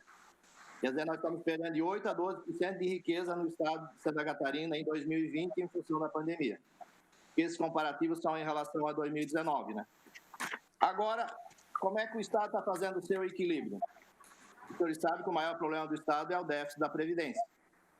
Então, o Estado está fazendo a economia de despesas, a contenção da despesa, não autorizar a despesa que ele não possa pagar no futuro. O Estado tem o maior gasto com saúde pública. O que nos salvou o Estado nesse período de pandemia foi a ajuda federal em relação ao auxílio federal para os estados e municípios e a suspensão do pagamento da dívida. Então, o Estado vai fechar o ano sem dívidas e no 0 a 0, porque essa ajuda federal e a suspensão da dívida fez com que o Estado tivesse a compensação da perda da arrecadação. Isso tudo está sendo feito para quê? Para que o Estado consiga fazer uma retomada da economia mais rápido. O Estado está trabalhando com o Badesc e BRDE, a liberação de linhas de financiamento e investimento em infraestrutura. Então, o Estado não paralisou as suas obras e nós estamos trabalhando na retomada de todas as obras que o Estado tem em projetos já licenciados. Essas obras elas vão dar um gás na economia com a geração de emprego e renda. Então, a solução para o Estado pós-pandemia é contenção do gasto público e sobra de recursos para investimento em infraestrutura de geração de renda e emprego. Então, esse é o trabalho que o Estado está fazendo. Seu Alaor, nesse momento, o empresário é tempo de também conter gastos ou é hora de investir, de já buscar novos horizontes? O empresário, neste momento, deve se comportar de qual forma? E como o senhor avalia que está sendo o comportamento dos empresários neste momento? Bom, a nossa avaliação é que o comportamento dos empresários, dado todos os problemas que tiveram, e que ainda vão ter alguns, foi excelente. Né? E a hora, na verdade, é de investir. E se a situação em Santa Catarina está bem melhor do que nos outros estados do Brasil, né, se deve muito ao que aconteceu desde o final do ano passado e durante este ano, no trabalho feito pelas federações empresariais. Todas elas, diga-se de passagem. Né? E do COFEM, que trabalhou juntando muitas ideias de um e de outro. E isso foi passado para todos os setores. Então, cada um procurou que a turma buscasse inovação em seus negócios, para poder continuarem, mesmo com as portas fechadas, continuou a venda de muitos produtos e serviços. E mais a situação que Santa Catarina tem na indústria do TI, que tem crescido, né, exponencialmente, aparecendo startups de tudo que é tipo. Né? O turismo sofreu muito, evidentemente, e vai depender do que ocorrer com a melhoria da Covid em Santa Catarina, para ele retomar as suas atividades com mais força. Mas há um otimismo em geral, né? E nós também, lá no nosso caso, temos uma sinergia muito grande com a FEComércio, né? Até por causa dos próprios setores, né? E temos sócios de todos os setores. E aí é que a gente fica escutando.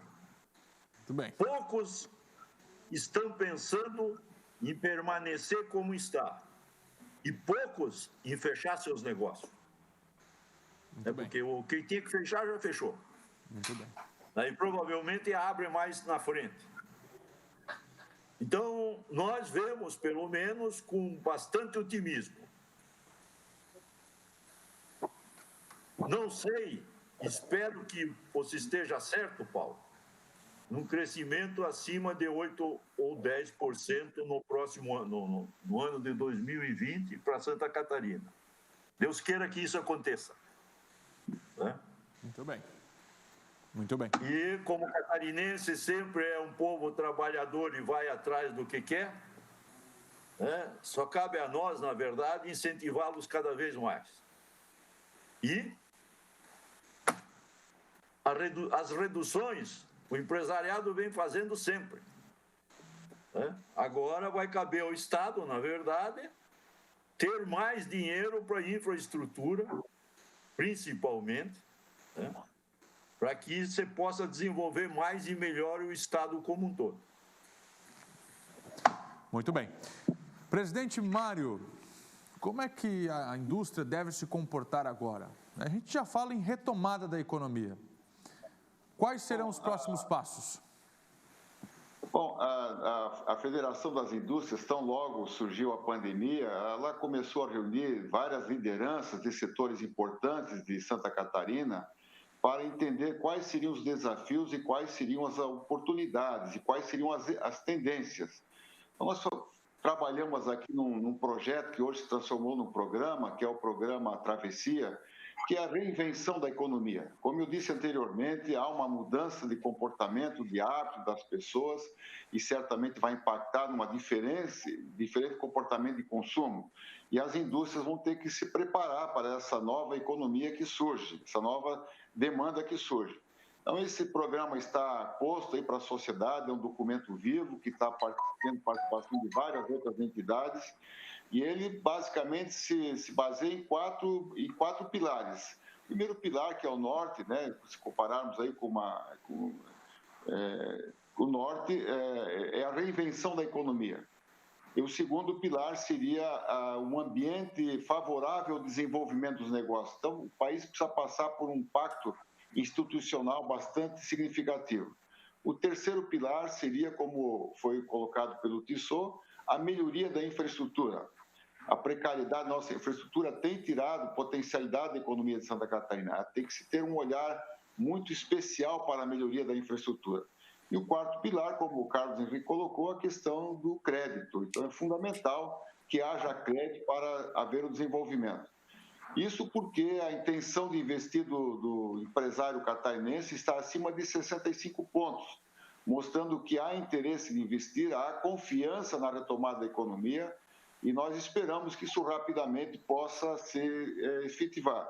Mas a Federação das Indústrias, quando faz esse prognóstico otimista, ela se baseia no histórico da economia de Santa Catarina.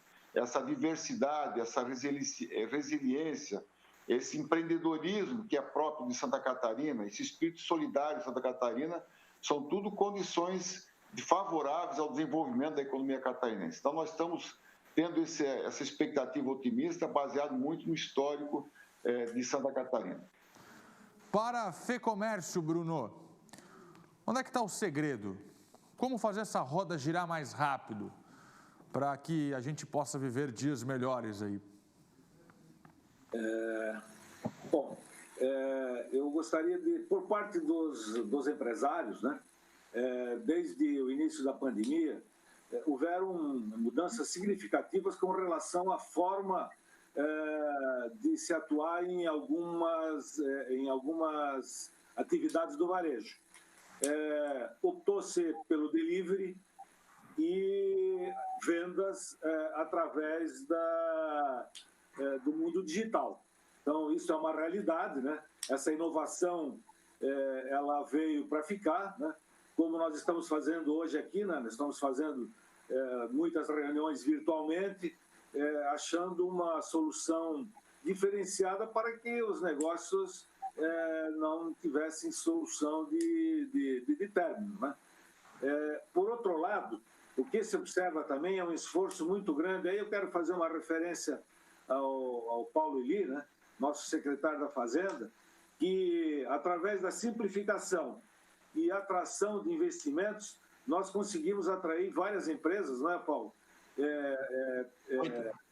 Pelo ramo, na atividade de depósitos, né, de importação, né, e outras empresas aí que se estabeleceram aqui com atacados, enfim. Então, isso aí é um trabalho que nós temos discutido no COFEM, como o Alaor falou, né? E observa-se assim um esforço muito grande do secretário Paulo também com relação a eliminar a burocracia, né, Paulo? Então, são fatores importantes que fizeram com que muitas empresas estão se estabelecendo aqui no nosso estado. Foi falado de infraestrutura, de fato, isso aí é um aspecto que é importante para que nós possamos dotar o estado de mais condições de fluxo de mercadorias e de outras empresas que se instalam aqui. E no aspecto federal, o que se observa muito, o que se fala muito agora, é uma possível desoneração dos tributos na área trabalhista, que de fato viria em favor da geração maior de empregos, né? Que seria importante para o nosso estado, para que a massa salarial aumente, consequentemente mais recurso na área do comércio. E, por fim, aí rapidamente, uma reforma administrativa e uma reforma tributária que ajudaria muito nessa saída dessa pandemia. E falar em reforma tributária é ter o cuidado de que não haja aumento de carga tributária. Para o SEBRAE, como é que vai ser essa retomada? Qual a participação da população, do empreendedor neste momento? Qual o posicionamento que a população deve ter agora, hein, Carlos, para essa retomada da economia? Eu iniciaria com a primeira expectativa. O SEBRAE faz uma pesquisa mestral das expectativas do pequeno empresário para o trimestre seguinte. Nós analisarmos essa última pesquisa nossa, a expectativa para o empresário é de crescimento de faturamento no próximo terceiro trimestre de mais de 45% dos pequenos empresários, contra o percentual no segundo trimestre que era somente 10%. Como o Bruno colocou, as empresas que tiveram crescimento de faturamento durante a pandemia foram aquelas que se engajaram nas vendas online, ou seja, e também nas entregas ao domicílio. Isso tudo tem gerado muita demanda por parte dos empresários pequenos ao SEBRAE. Nós estamos dando muita consultoria para a inclusão digital e transformação digital das empresas. Então, nós estamos com... Mas para isso tudo necessita de recursos, como o Mário tinha colocado. Infelizmente, ampliou e muito o acesso ao crédito por parte do pequeno negócio, mas dos 64% das empresas que procuraram acessar ao crédito nesse primeiro semestre, somente 30% tiveram sucesso, ou seja, em torno de 47% tiveram sucesso, a taxa de sucesso, apesar de ter ampliado a disponibilização de crédito para o pequeno negócio, foram mais de 1,5 bilhão de recursos, com as iniciativas do PRONAMP, por parte do governo federal, o Fundo de Aval do SEBRAE, o FAMP, mas ainda está muito tímido e a necessidade de crédito é muito grande ainda para dar suporte a essas necessidades de adaptação para a retomada do crescimento.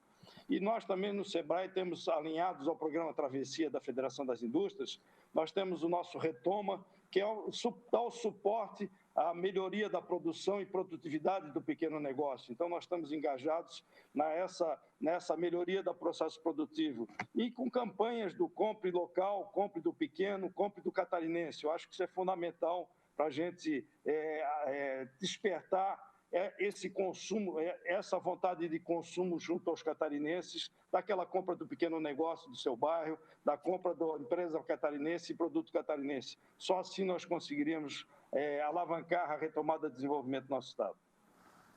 Muito Muito bem. Carlos Henrique Ramos Fonseca, diretor superintendente do SEBRAE, conversando com a gente. Quero agradecer também a presença aqui do secretário de Estado da Fazenda, Paulo Eli, o Bruno Breithaupt, que representa a FEComércio, o presidente da Fiesc, o senhor Mário César de Aguiar, e também o Alaor Tissot, que é da FACIS, que é a Federação das Associações Empresariais de Santa Catarina. Muito obrigado pela leitura dos senhores com relação à nossa economia e vamos torcer que, de fato, a gente consiga se recuperar de forma mais rápida. A expectativa aqui é boa, a expectativa dos senhores que estiveram com a gente aqui é boa e a gente torce por isso. Senhores, mais uma vez, muito obrigado pela disposição e agora tem outras informações aqui no SBT Meio Dia.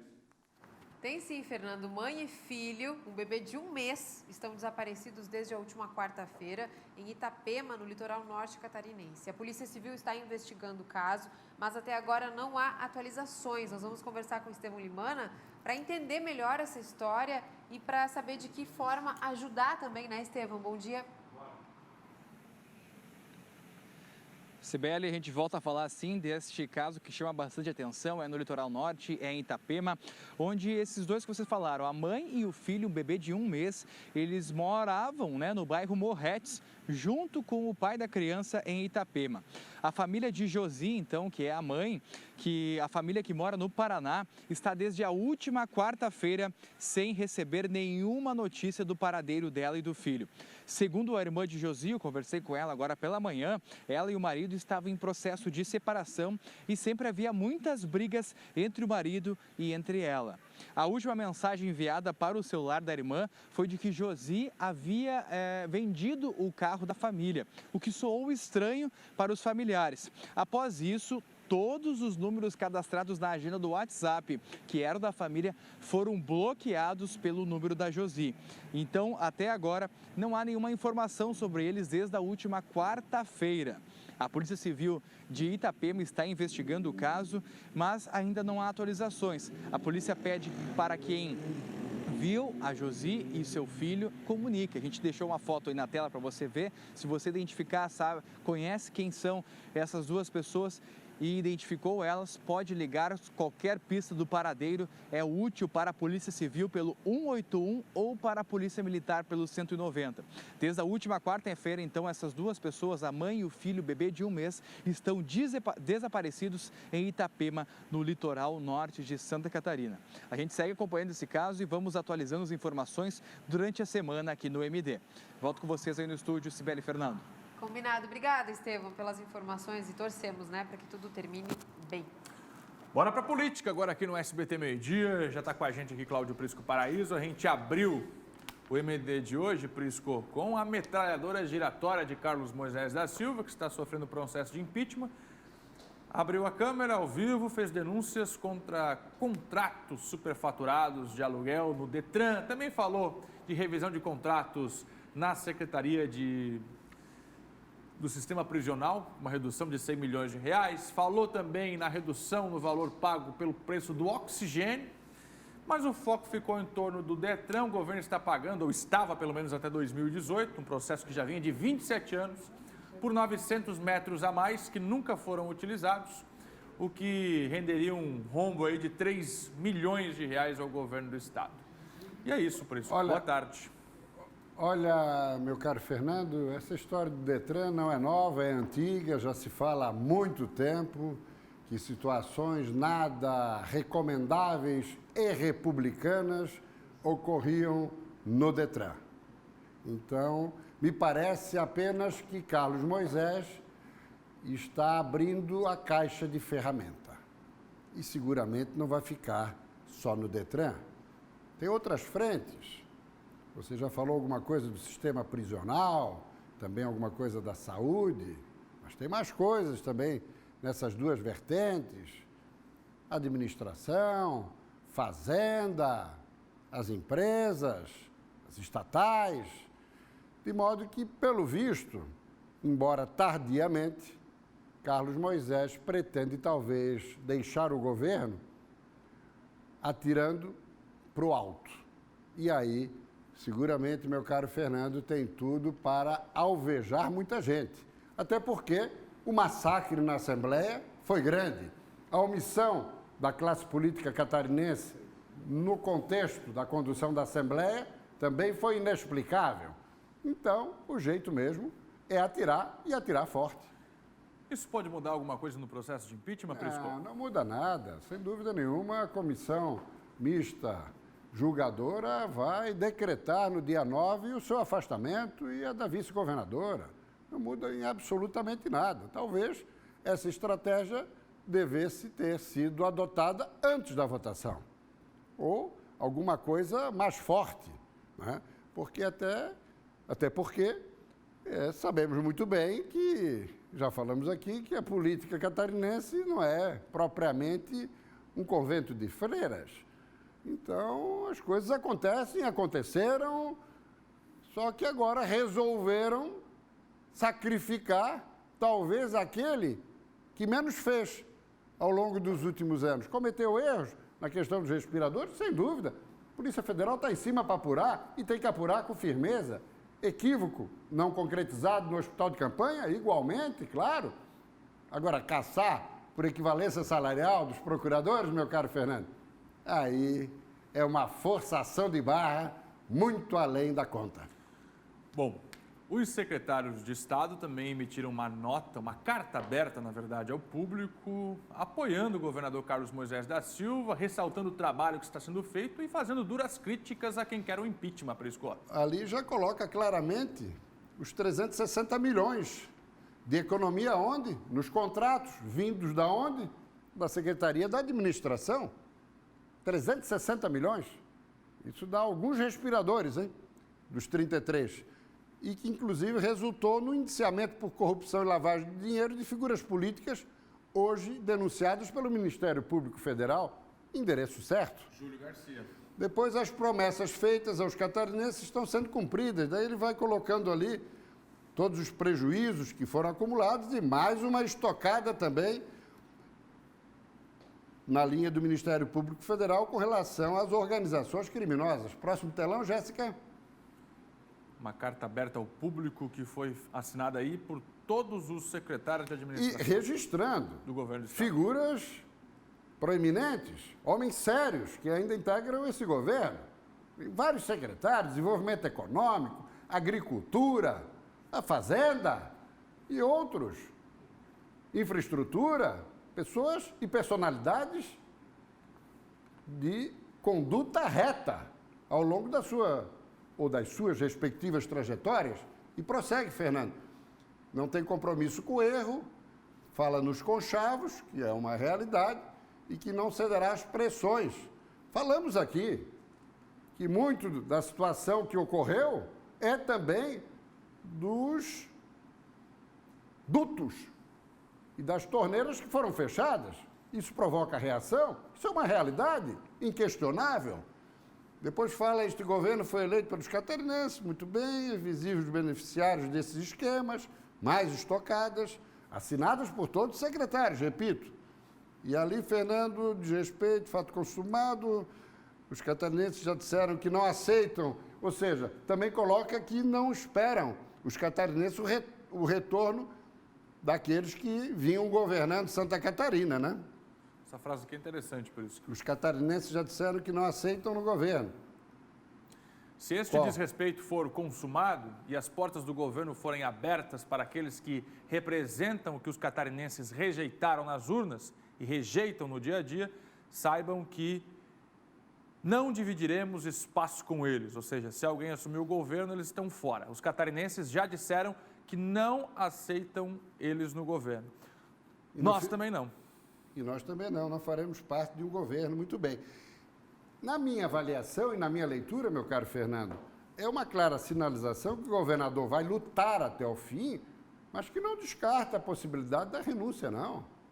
Porque a renúncia é uma resposta, é uma reação ao que a Assembleia fez com ele, com a sua vice. A sua vice, então, nem se fala. Não tinha nada a ver com a história da equivalência salarial. Está indo no embalo porque tem que tirar os dois, não basta um. Um não serve.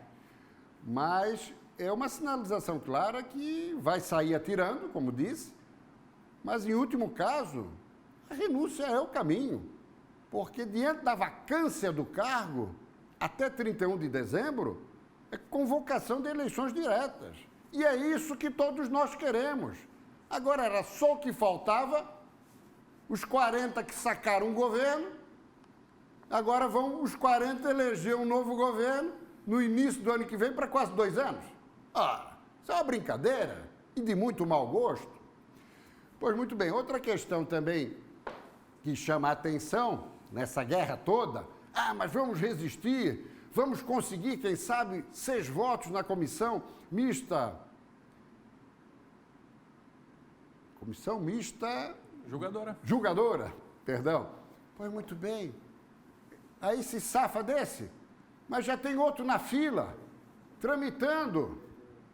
E tem outros 2 pedidos na Procuradoria da Assembleia. Então não adianta. Vão caçar de qualquer jeito. Está muito claro, à luz do dia. Então, deu. Agora, temos que ver as consequências disso. O advogado do presidente da Assembleia, no contexto da Operação Alcatraz, desembargador aposentado César Abreu, hoje fez toda uma sustentação por escrito, mostrando que mesmo que a juíza Janaína Cassol Machado venha a aceitar o pedido de denúncia do Ministério Público Federal por lavagem de dinheiro, ainda assim, como réu, ele tem condições de assumir interinamente o governo, porque tudo aquilo em torno do qual ele é acusado não faz parte do exercício do cargo. É uma controvérsia jurídica que vai merecer a atenção, sem dúvida nenhuma. Só que tem também o outro aspecto, meu caro Fernando. A juíza federal pode acolher a denúncia, mas, ao mesmo tempo, ela pode pedir o afastamento do presidente da Assembleia, que é chefe de poder, junto ao Tribunal Federal da 4ª Região, em Porto Alegre. Então, tem também esse cenário. Agora, para encerrar mesmo, meu caro Fernando, temos hoje, terça-feira, um dia tranquilo no Tribunal e na Assembleia, eu já ia me esquecendo dessa informação, mas na quarta-feira, a definição da comissão mista julgadora. Sorteio, um TJ, pleno, escolha de 5 desembargadores e voto, eleição em plenário da Assembleia dos 5 deputados. Os mais votados, 5, compõem com os 5 desembargadores sorteados no contexto da presidência do desembargador Ricardo Ressler, que é também o comandante do Poder Judiciário. E sexta-feira, já a primeira reunião, mas não conta prazo ainda, para a escolha do relator. Será um deputado, um desembargador? O bom senso recomendaria que fosse um magistrado, até porque os parlamentares já fizeram o seu espetáculo na última quinta-feira.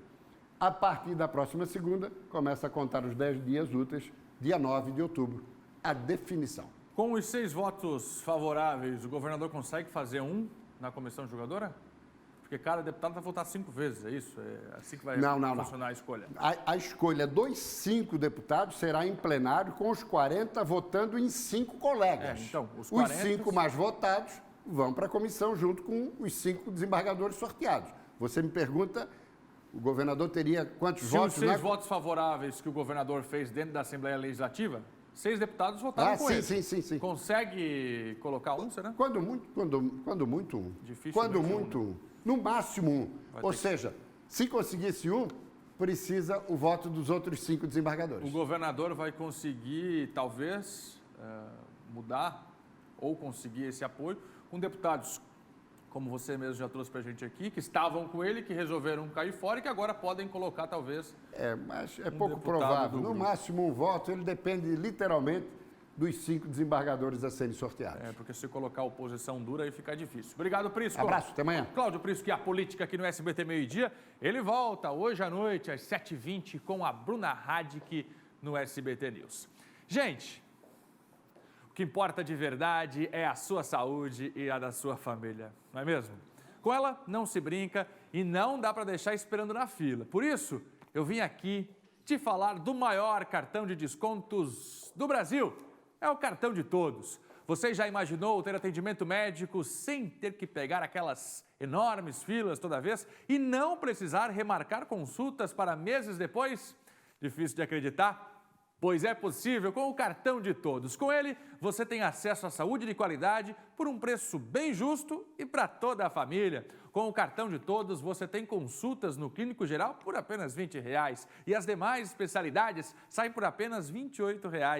É barato, não é? Então aproveita e peça já o seu pelo site cartãodetodos.com.br ou ligue 0800 723 8899. Cartão de Todos, juntos podemos mais.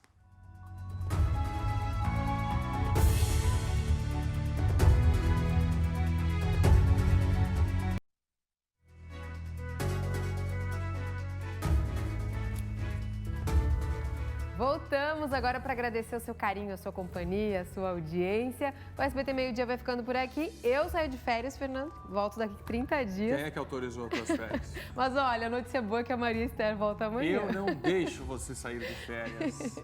Sibeli Fávora, a Sibeli hoje trocou de câmera. Quando ela olhou para o lado que eu não estava lá, ela não sabia onde enfiar o rosto. Eu levei um susto. Pois é, amanhã eu vou olhar para o lado, ela não vai estar. Mas aqui vai estar a Maria. Boas férias. Obrigada. Logo eu volto. Boa tarde para você. Obrigado pela companhia. Cuide-se. Some não.